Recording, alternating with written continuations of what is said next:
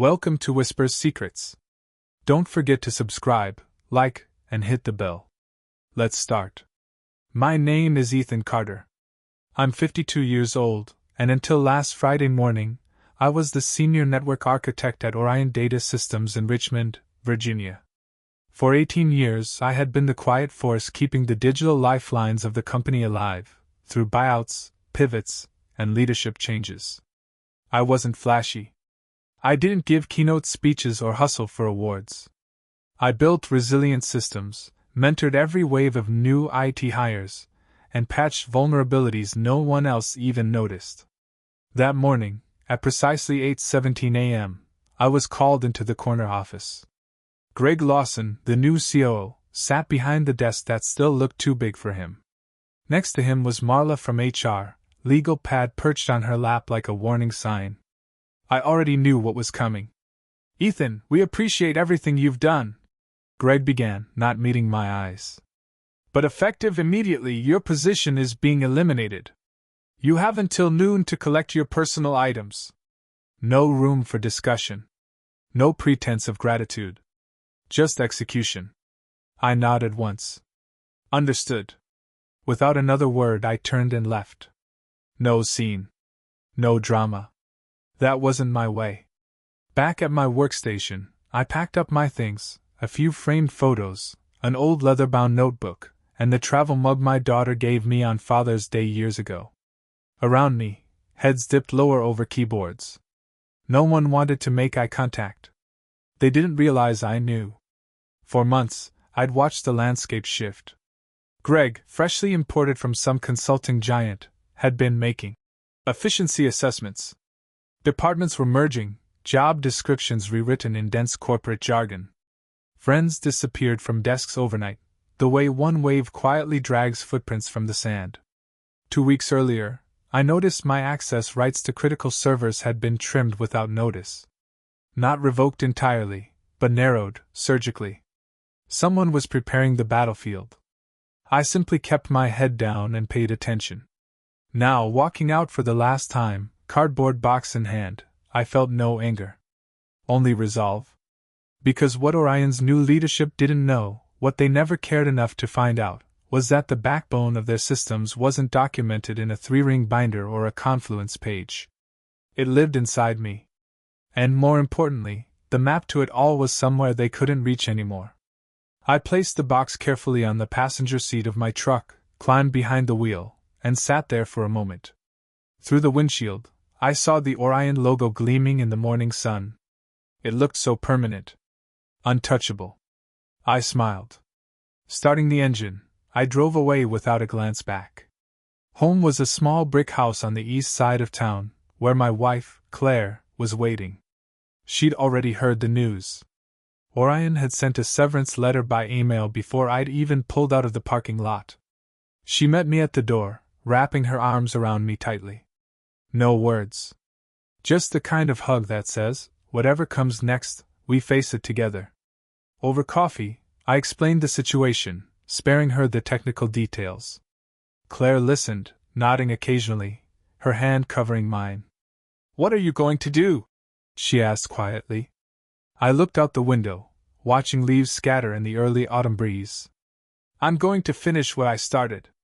For months, I'd been building something. Quietly. Methodically.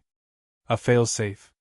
Years ago, after a disastrous server crash that nearly cost Orion $1 million contract, I realized how fragile the company's backbone truly was. Not because of the technology, but because of management's ignorance.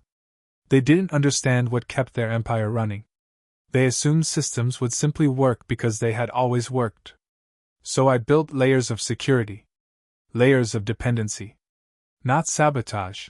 I would never endanger innocent coworkers. But enough complexity that if someone dismantled the architecture without understanding it, problems would cascade. And as a final safeguard, I created a blueprint. A digital Rosetta Stone. Stored securely in a place no Orion executive could reach without me. That night, while Claire slept, I retrieved a worn black laptop from the back of the closet. Offline. Isolated. Safe.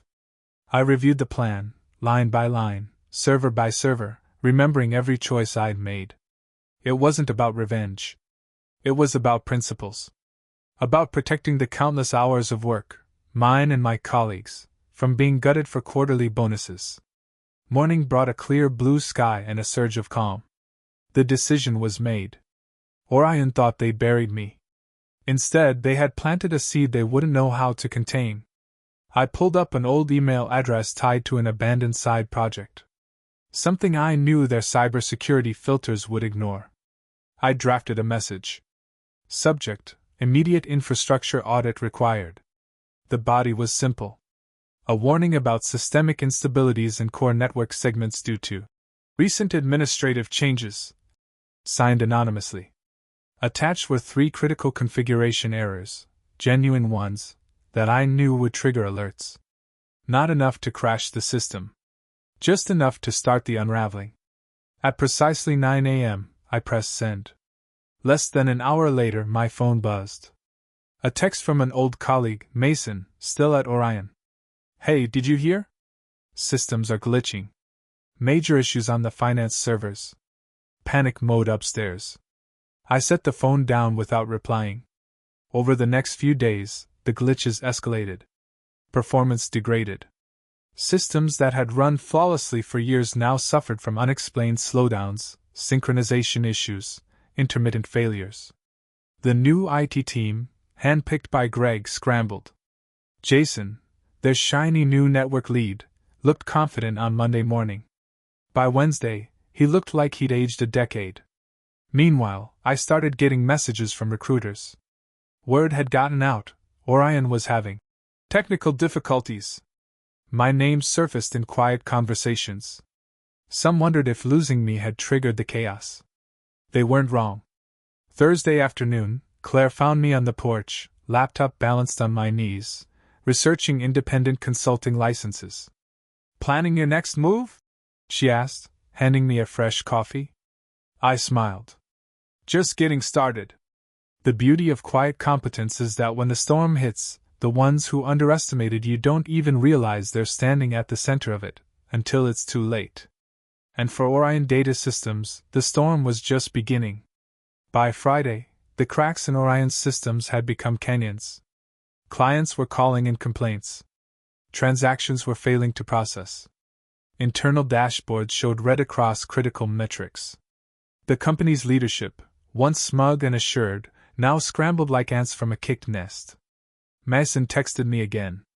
His message was brief but telling. They're bringing in external auditors. Emergency meeting scheduled. Everyone's on edge. I sipped my coffee, watching the neighborhood kids race down the street on bikes. The juxtaposition amused me. Chaos inside corporate walls. Life as usual out here. That evening, I received a message from an unfamiliar address. Short. Blunt. Need to talk. Urgent. Confidential. Jail. Jason Langford. The new network lead. I didn't respond immediately. Let him stew. Claire noticed the tension in my shoulders. Trouble? She asked. Opportunity, I said, pocketing the phone. Saturday morning, I replied. Meet me at Hunter's Coffee. Noon. Come alone.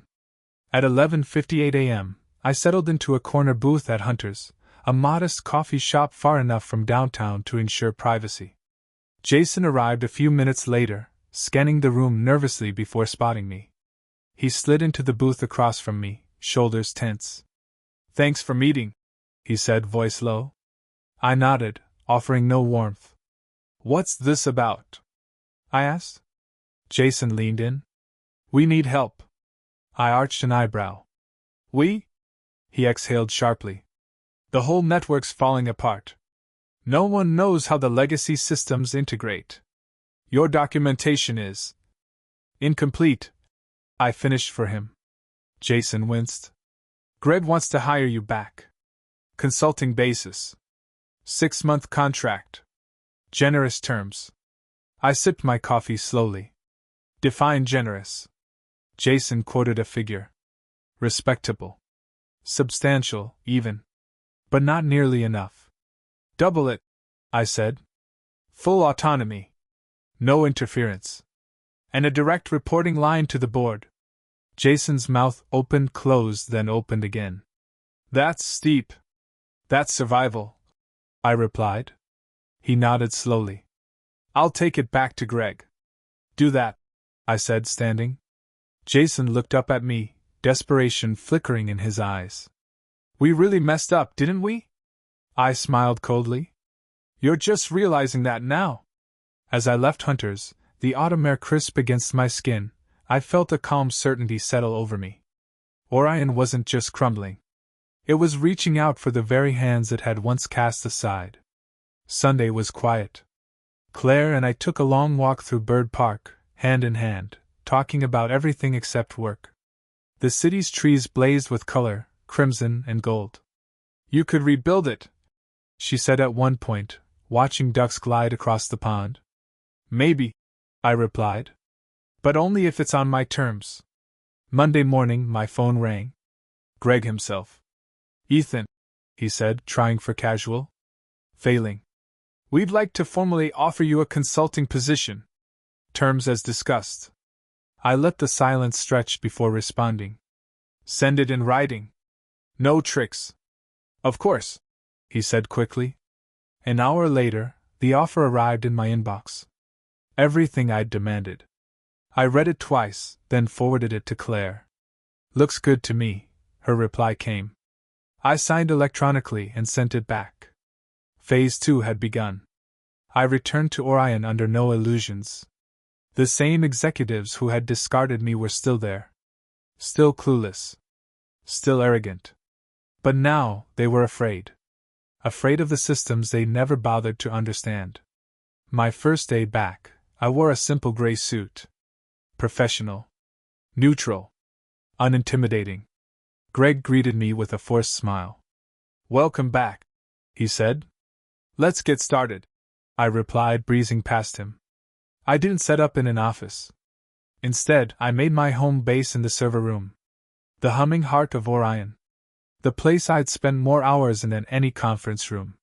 From there, I began the slow, methodical process of stabilizing the network. Each fix revealed another layer of mismanagement, each correction a silent indictment of those who thought they could replace experience with buzzwords. Mason dropped by the server room one afternoon, a sheepish grin on his face. Good to see you back, he said. Good to be back, I replied, meaning it more than he knew. Because I wasn't just fixing servers.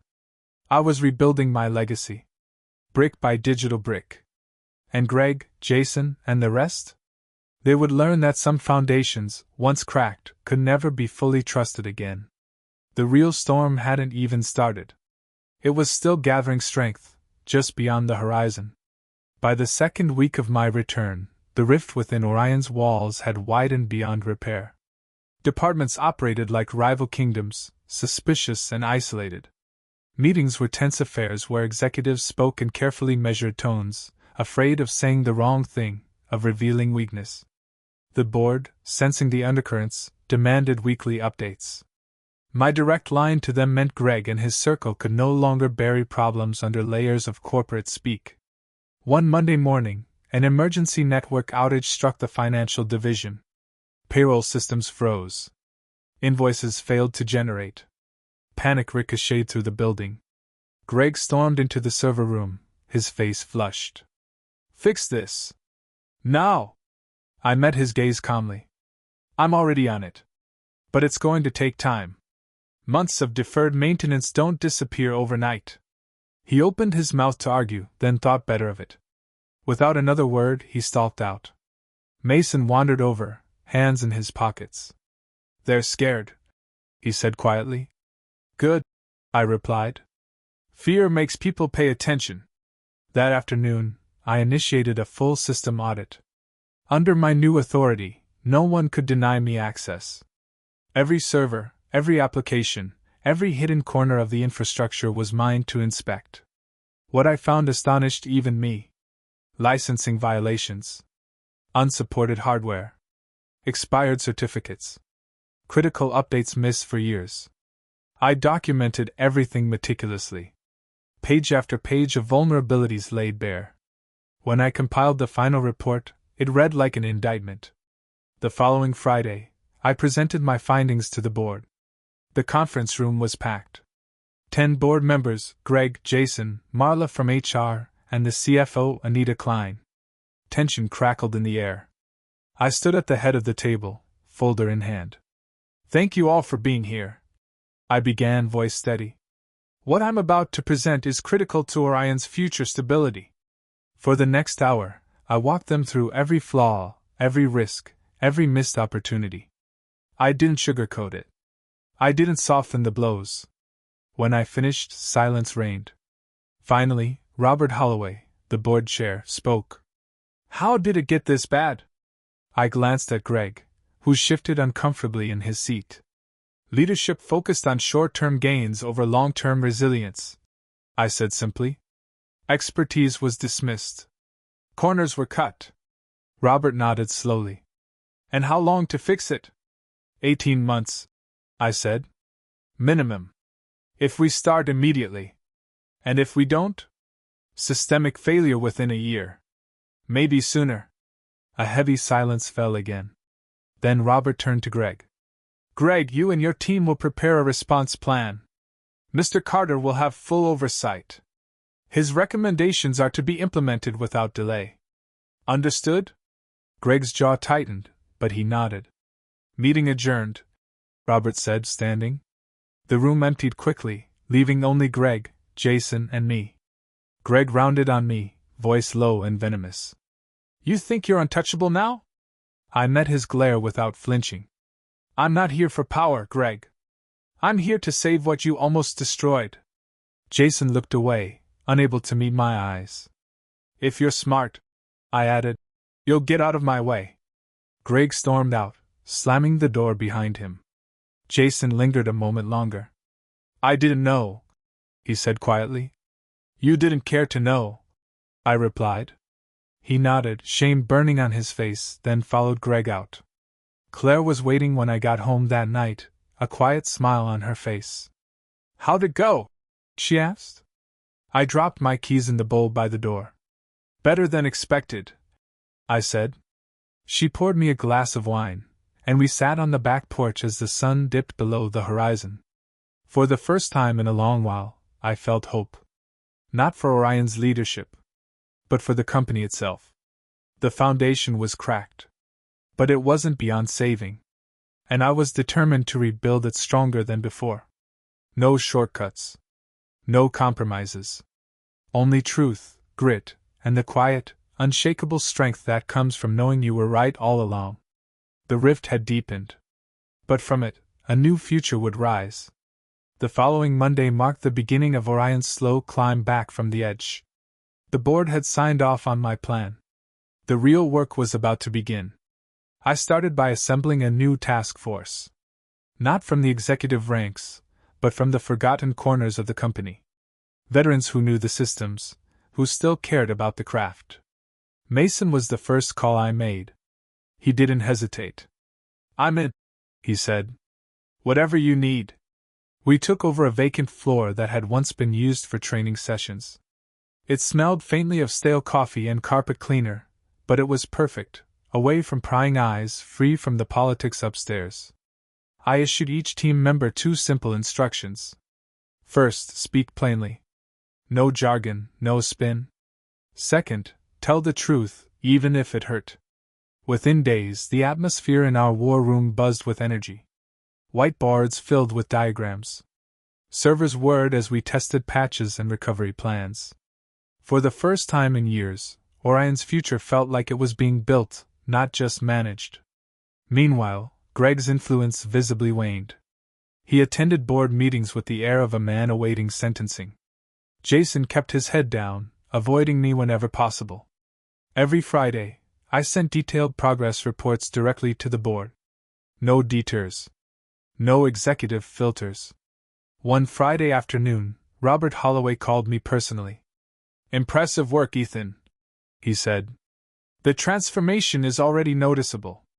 "We're just getting started," I replied. And we were. Part of the rebuilding involved facing some uncomfortable truths. I insisted on a complete audit of every third-party vendor contract. What we uncovered was staggering: overpriced services, unnecessary subscriptions, and in one case, payments to a company that hadn't existed for 2 years. I recommended immediate contract terminations and a publicized policy overhaul. The board approved without hesitation. The message was clear: the old ways were dead. Accountability had returned to Orion.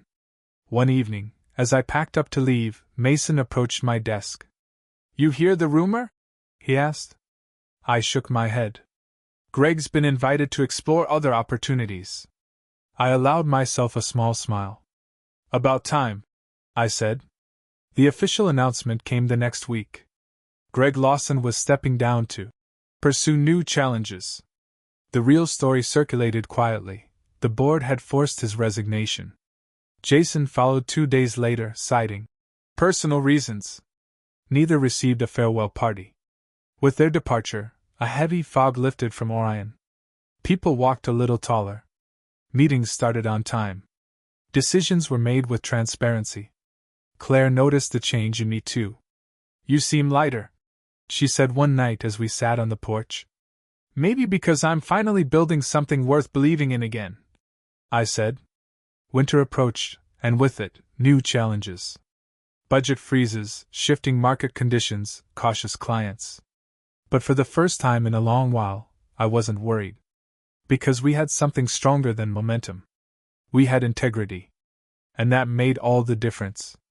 By December, system uptime had improved by 23%. Customer satisfaction scores rose. 3 major clients renewed their contracts without hesitation. The board extended my consulting contract indefinitely. But I had bigger plans. Late one evening, I sat in the war room, drafting a proposal. A new division within Orion, dedicated solely to infrastructure resilience and innovation. Independent. Agile. Future-focused. I called it Foundation. Because everything strong, everything lasting, is built on a solid foundation. When I presented it to the board in January, they listened intently. When I finished, Robert smiled. "Welcome home, Ethan," he said. They approved the proposal unanimously. I wasn't just fixing Orion anymore. I was reshaping it. One principle, one decision, one honest conversation at a time. The rebuilding had begun. And there was no going back. February brought with it a sense of renewed purpose. The newly formed Foundation Division stood ready, a small but formidable team of experts dedicated to rebuilding Orion from its very core. We moved fast, unhindered by bureaucracy, protected by the direct backing of the board. I spent my mornings in strategy sessions and my afternoons on the floor with the engineers. Nothing escaped my attention. Every line of code, every server upgrade, every policy rewrite had my fingerprint on it. The difference was palpable. Departments began to trust again. Teams collaborated without fear. Clients, sensing the shift, grew more enthusiastic. We weren't just patching holes. We were building something better. Mason proved invaluable, leading technical rollouts with precision and mentoring newer team members with patience. His dedication reminded me why I had chosen him first. By mid-March, Foundation had completed its first major project, a full migration of Orion's legacy systems to a secure, cloud-based architecture. The project finished 3 weeks ahead of schedule and 15% under budget. The board celebrated the success publicly.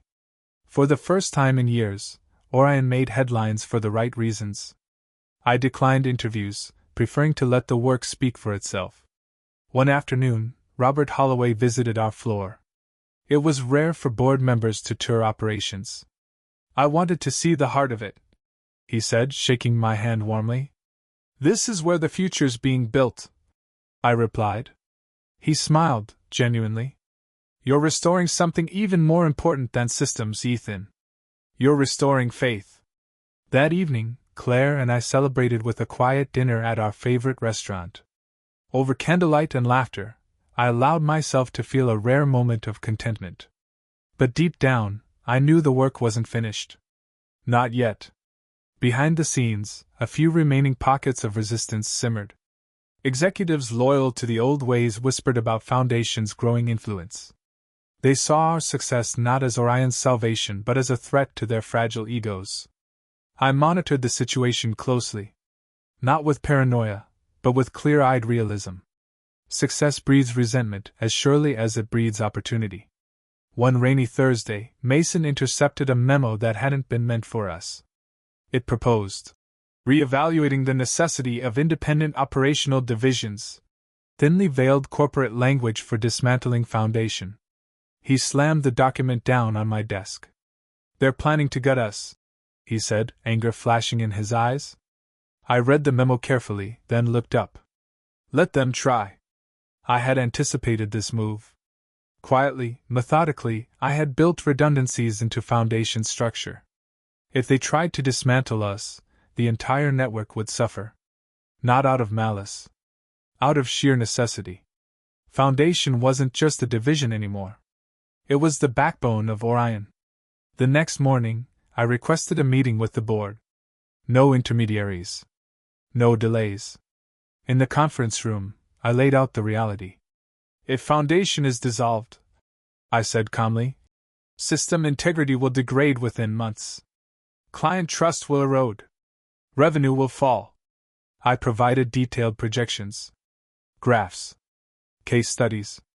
Then I showed them the alternative, a growth strategy that leveraged Foundation's innovations to enter new markets. Cybersecurity consulting. Cloud architecture services. Entire new revenue streams built on the expertise we were cultivating. Silence followed my presentation. Finally, Robert spoke. Ethan, would you be willing to lead that expansion? On 2 conditions, I said. Foundation remains independent. And I report directly to the board. A murmur of agreement rippled around the table. Done, Robert said. Words spread quickly. The attempt to sabotage Foundation collapsed overnight. Those who had conspired slithered back into obscurity, their influence shattered. Foundation surged forward, emboldened. We expanded our staff, bringing in fresh talent eager to be part of something real. New contracts flowed in. Orion's stock price ticked upward steadily. The tide had turned completely. One evening, standing in the war room that had once been just a vacant training floor, I watched my team work. Laughter echoed off the walls. Monitors flickered with data and designs. Claire's words from months ago came back to me, you could rebuild it. We weren't just rebuilding. We were redefining. The rise of Foundation was more than a comeback story. It was proof that integrity, resilience, and quiet competence could still triumph in a world too often obsessed with shortcuts and empty promises. The future was no longer uncertain. It was ours to shape. And we had only just begun. Spring gave way to summer, and with it came a new chapter for Orion. Foundation's influence had spread beyond the technical teams. Our culture of integrity, innovation, and accountability began seeping into every department. It wasn't just about fixing broken systems anymore. It was about reshaping the soul of the company. In June, we officially launched Orion's new cybersecurity division, led by Mason. His promotion was well-earned, and watching him step into leadership filled me with a quiet pride. You built this, Claire said one evening as we watched the sunset from our porch. We built it, I corrected. All of us who refused to give up. National press started picking up Orion's story. The comeback of the decade, one headline proclaimed. Clients once on the verge of leaving now doubled down on multi-year contracts. New business opportunities poured in from sectors we never touched before. The board, seeing the momentum, offered me a permanent executive position, Chief Innovation Officer. A title, a seat at the table, and more money than I had ever dreamed of. I took a week to consider it. During that time, I walked the halls of Orion's headquarters, talking with employees at every level. Listening. Learning. Reminding myself what this journey had truly been about. Not power. Not revenge. Impact. When I returned to the boardroom, I accepted their offer, on my terms. Continued independence for Foundation. Commitment to ethical leadership. Full transparency in operations. They agreed unanimously. On my first official day as Chief Innovation Officer, I wore the same simple gray suit I'd worn when I returned to Orion after being fired. A quiet reminder of where I started. Of who I was. Standing before the entire company at the quarterly meeting, I spoke plainly. This isn't just about systems or profits. It's about people. It's about trust. It's about building something that lasts longer than any of us. The room erupted in applause. Later, as I sat in my new office, overlooking a skyline that shimmered with possibility, I reflected on the journey. Fired without warning. Discarded without thought. Underestimated at every turn. And yet here I stood. Not because I fought for revenge. Because I fought for something better. Because I believed that resilience, honesty, and quiet perseverance could still carve a path through even the darkest storms. Claire joined me at the office that evening.